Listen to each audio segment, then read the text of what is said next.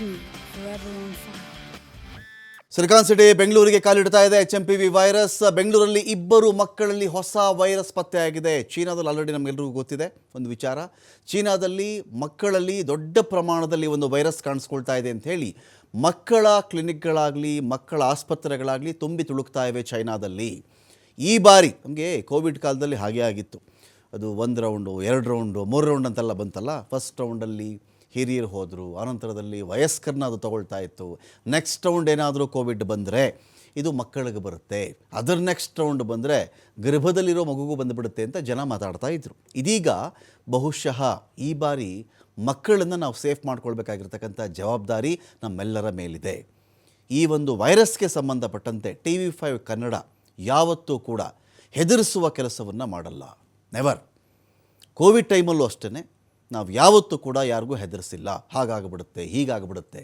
ಇದರ ಬಗ್ಗೆ ನಮಗೆ ಗೊತ್ತಿರುವ ಮಾಹಿತಿ, ಸರ್ಕಾರದ ಮಾರ್ಗಸೂಚಿಗಳೇನೇನು, ಏನು ಮಾಡಬಹುದು, ಏನು ಮಾಡಬಾರದು, ಇಂಥ ವಿಚಾರವನ್ನು ನಿಮಗೆ ಕೊಡುವ ಮತ್ತು ಈ ಸಮಾಜವನ್ನು ಸ್ವಸ್ಥ ಸಮಾಜವನ್ನಾಗಿ ರೂಪಿಸುವ ನಿಟ್ಟಿನಲ್ಲಿ ಕೈ ಜೋಡಿಸ್ತಕ್ಕಂಥ ಕೆಲಸ ಅಷ್ಟೇ ನಾವು ಮಾಡ್ತೀವಿ ವಿನಃ ನಾವು ಯಾವುದೇ ಕಾರಣಕ್ಕೂ ಯಾವುದೇ ಮನುಷ್ಯನಿಗೂ ಹೆದರಿಸುವಂಥ ಕೆಲಸ ವೈರಸ್ ಇಟ್ಕೊಂಡು ನಾವು ಮಾಡಲ್ಲ, ನೆವರ್.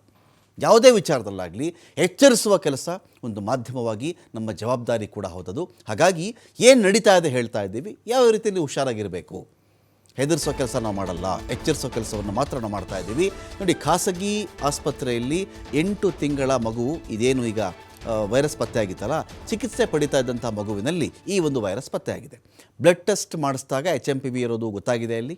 ಇದೀಗ ಸ್ಯಾಂಪಲನ್ನು ಪಡೆದುಕೊಂಡು ಟೆಸ್ಟ್ಗೆ, ಇನ್ನೂ ಹೆಚ್ಚಿನ ಟೆಸ್ಟ್ಗಳಿಗೆ ಆರೋಗ್ಯ ಇಲಾಖೆ ಒಂದು ಕಡೆ ಮುಂದಾಗ್ತಾ ಇದೆ.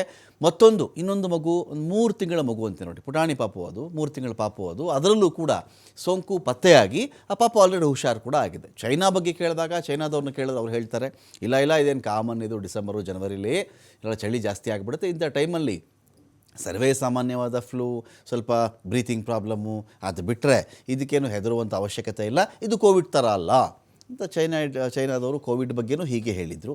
ಅದನ್ನು, ಈ ಒಂದು ರೋಗವನ್ನು ಅದಕ್ಕಿದ್ದಂಥ ಮಿತಿಯನ್ನು ಮೀರಿ ಹೆದರಿಸುವಂಥ ದೊಡ್ಡ ಪ್ರಯತ್ನಗಳಾಯಿತು. ಹೆದರಿಕೆಯನ್ನೇ ಹಣ ಮಾಡಿಕೊಂಡಂಥ ಇನ್ನೊಂದು ದೊಡ್ಡ ಪ್ರಯತ್ನ ವಿಶ್ವಾದ್ಯಂತ ನಡೀತು. ಚೆನ್ನಾಗಿ ಎನ್ಕ್ಯಾಶ್ ಮಾಡ್ಕೊಳ್ಳೋದು, ಅದು ಶಾರ್ಟೇಜ್ ಇದೆ, ಇದು ಶಾರ್ಟೇಜ್ ಇದೆ, ಇರತಕ್ಕಂಥ ವೈದ್ಯಕೀಯ ಪರಿಕರಗಳ ಬೆಲೆನ ಜಾಸ್ತಿ ಮಾಡಿಕೊಂಡು, ಅದರ ಅಭಾವ ಇದೆ ಅಂತ ಹೇಳಿ ಅದಕ್ಕೆ ಬೇಡಿಕೆ ಜಾಸ್ತಿ ಕ್ರಿಯೇಟ್ ಮಾಡಿಕೊಂಡು, ಬೇಡಿಕೆ ಜಾಸ್ತಿ ಕ್ರಿಯೇಟ್ ಆದಾಗ ಬೆಲೆ ಕೂಡ ಜಾಸ್ತಿ ಕ್ರಿಯೇಟ್ ಮಾಡಿಕೊಂಡು ಅನೇಕರು ಲಾಭ ಮಾಡಿಕೊಂಡ್ರು.